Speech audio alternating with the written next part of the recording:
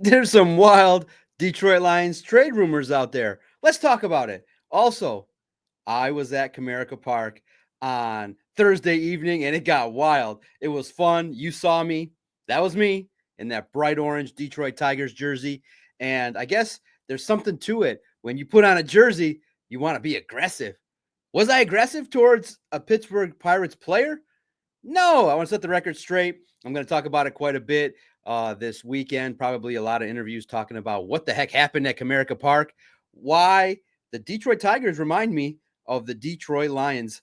I'm going to talk about it here over the next few minutes. Very fun times out there, in the off season. But this time of year, it's a slow time for the NFL. Now that off-season workouts have ended, mandatory mini camps for the teams that held them are now over. So now it's a lot of time for rumors, speculation, kind of talk about rosters.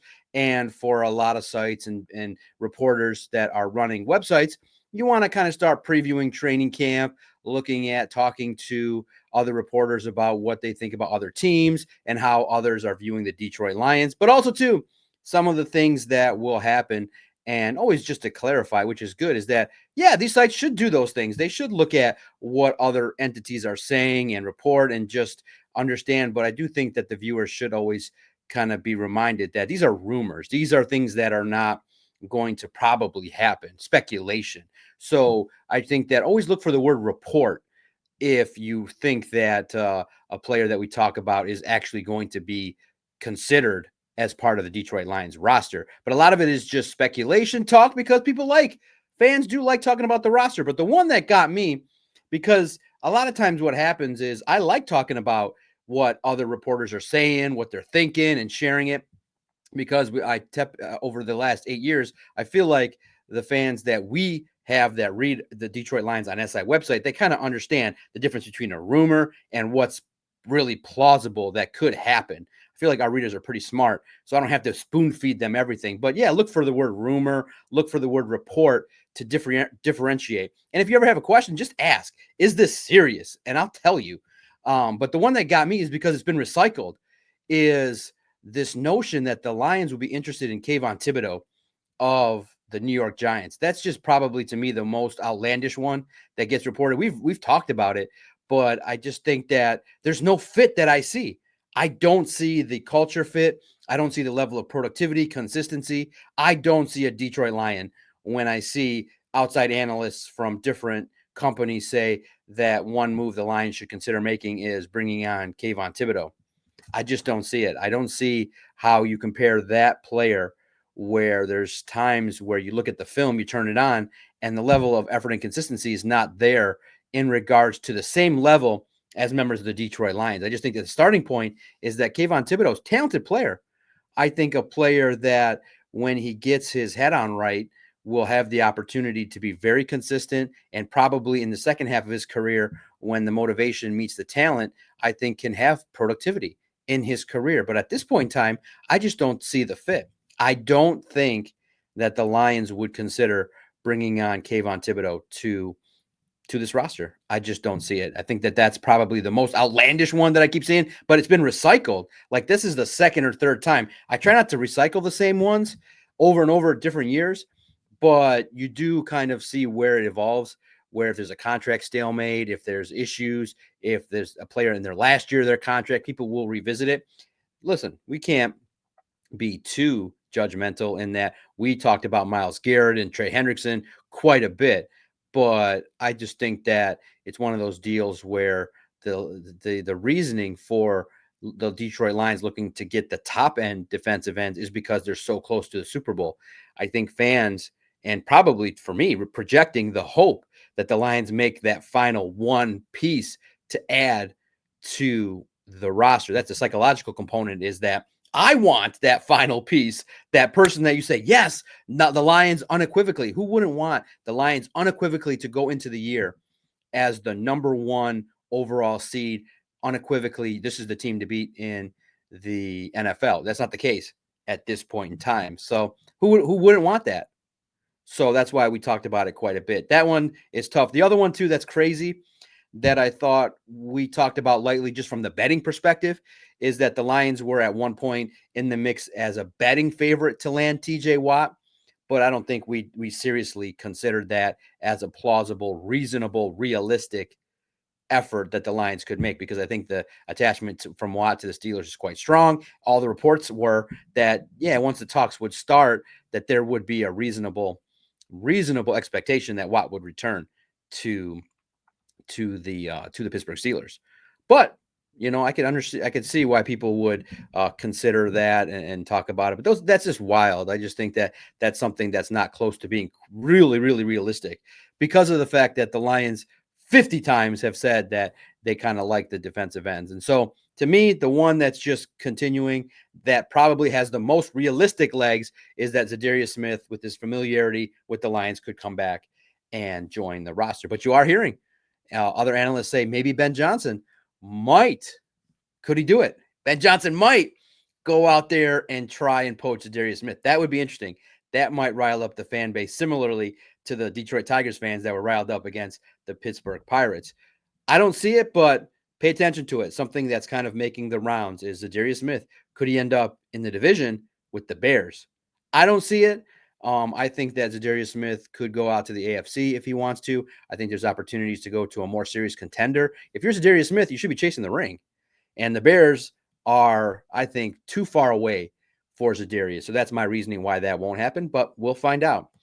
I want to talk about the Detroit Tigers. They remind me of the Lions. They're gritty, they're feisty, they're a good baseball team. I think they're well managed. I think that they're a competitive group that wants to showcase what they're about. And being at Comerica Park over the last couple of weeks, now that there's off season, what am I doing with my time? I'm still writing, but not as much. Christian and Vito have shouldered the load. I greatly and humbly appreciate their efforts in keeping the site afloat, as I just take a little bit of vacation time. I still write, but we'll kick things back up probably more next week, as the first couple of weeks after the season, the doc is just decompressing. Just all those stats are just washing away. I'm enjoying my time going to Comerica, enjoying other things, golf. I'll be at the Detroit Golf Club next week for a lot of the week. But I just kind of want to decompress, because once the season starts, it's all football, laser focus, put away the family, put away hanging out with people, and just hyper focus on football, because I do love it as well. But you also got to have some balance.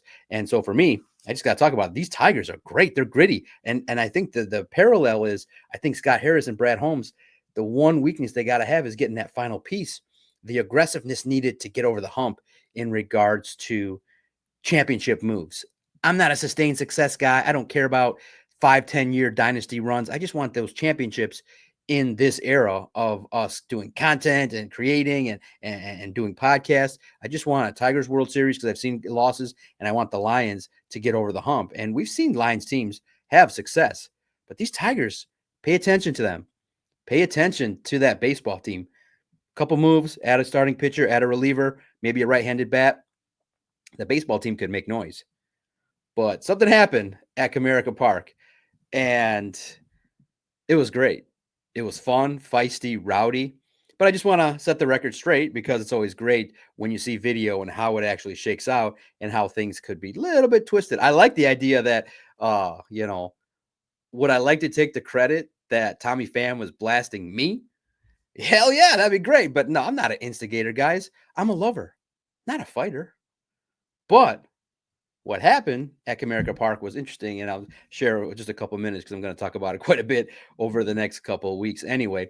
But what happened was, the fans were pissed at Comerica Park. It's the second game of a doubleheader, and the Detroit Tigers were tied up at 4. They did good work to tie a game up that they were losing early on. And in the 10th inning, me personally, I hate that runner on second base, but I get the idea that it gets the game moving a little bit faster. Otherwise, the Tigers could have been there till 1 o'clock in the morning. The Pirates, and you have the Tigers pitcher Herder throwing, and Pham runs around the bases, and he gets home, and there's a perceived tag that Jake Rogers made. They show the replay on the big jumbotron. It looked like he made the tag. It looked like he slapped it right on the arm. Well, I guess maybe a home replay shows maybe he missed it, but the fans at Comerica perceived it was a tag. And once it was called safe after a replay, officially, the fans, myself included, were not thrilled. And so the official, the umpire, the Pirates players were all getting the brunt of this vicious anger from the fans of the Tigers towards the team. And so you see at one point, Herder's about to pitch. The Tigers are trailing. People are pissed. And all of a sudden, Tommy Pham is pointing at the home plate club, which I was blessed to be sitting in. That's me in the old English D. So hopefully I get more of a stamp of my fan card that, hey, I'm a fan of all Detroit teams, only representing teams in Detroit. The doc is the only loyalty I have is to the Detroit metro community and to Michigan State. Nothing. I have you'll never see me wearing a New York hat on air or videos. None of that stuff. Not Chicago, not Florida, nothing. All Detroit love. But Tommy Pham's pointing, and it looks like in the video he's pointing at me directly and my nephew, but not at all. What was happening is to my left and in front of me, there was just rowdiness, just loud, audible obscenities being said. You could hear it on the broadcast when I went back and watched it. So Tommy Pham's pointing. And so when he points, my first thought was to jump up. My nephew jumped up and was just to be like, shut up. We don't care what your thoughts are about what's being said from the fans. Like, you should be focused on the pitcher. You should be focused on your job, not a bunch of rowdy fans. So I just was like, shut up and turn around. And I did the fan reaction. Just got up and was like, keep it quiet. Like, this is nonsense because we just waited through an hour rain delay. For me, that was a long double header. And of course, I threw some back. I had a good time. And the inhibitions were gone. I was yelling, my heckling for the Pirates was infield power. I thought that made me laugh. I was yelling out infield power to like 3-4 guys in the 10th inning. Nothing obscene. I would never cuss at a baseball game in front of kids or other people, in front of my nephew. So I was just yelling out stuff that I thought would be funny to me, which I was yelling out infield power. And so he's not happy. He's pointing, he's looking around, and someone said something to my left that just riled him up, and he got them kicked out. And I thought that was truly unfair as well. I think you should be focused on the Tigers pitching. You should be focused on something other than the Detroit Tigers fans. I thought it was completely unprofessional.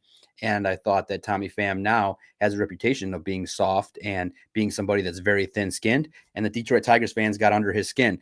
I didn't hear anything grossly obscene, but it triggered him. And he was able to, which I don't think is fair, to be able to just point out fans and kick them out. I think you give them a warning. Maybe you remove them from the section and make them move up like 10 rows. But to remove paying customers for things said in a game at that point with all the heat going on was wrong. It was a wild scene. But no, I was not kicked out. I was the one filming what was going on. I got film of him pointing at us. I got film of everything going on. So I was not escalating. I was reacting. And of course, how am I going to react? I'm going to be like, you point the finger at me, I'm going to point 5 back at you. And I'm going to be like, what's the deal? Come on, keep this moving. And I love it. And outside of my reaction, look at my nephew's reaction. Love it. Love you, kid. He did his thing. He was like, we don't need none of that junk here. This is Detroit. And so for Tommy Pham, good that the Tigers won the series. Sucked that they didn't win the second game of the doubleheader. But it wasn't as bad as people thought it would be. But it was Detroit Tigers fans expressing extreme anger and frustration at losing the game and a call that we thought was wrong. But Tommy Pham should have been somebody that was not focused on the home plate club. And but like I said, check for later videos and podcasts as I give the full review of the experience there. Well worth it for a single game. Had a good time. And it was a battle for the ages in the 10th inning. And hopefully you enjoy it. Go back and watch it. It was a fun time. So thanks, everybody. Just checking in here on a Friday. Hope everybody's having fun. We'll still bring you content every single day, podcasts, Detroit Lions on SI. Like and subscribe. Join the community. I think that for those that were saying, hey, yeah, you're having fun. Yeah, start a podcast. And as the syndicate says, start a YouTube channel too. It's all gravy. Thank you for your early support. Hit the like button, comment. Definitely want to keep interacting with everybody. I'm not a part-time video guy doing it. Posting the videos on Detroit Lions on SI since 2019. And now just posting it here as well, just expanding the branches. And if someone gives good advice, then you should take advantage of it. And that's what I'm going to do. Thank you guys for your time. Let's go. Let's talk about the Detroit Lions and what's expected of them in 2025. I'm the Doc, and thank you for listening.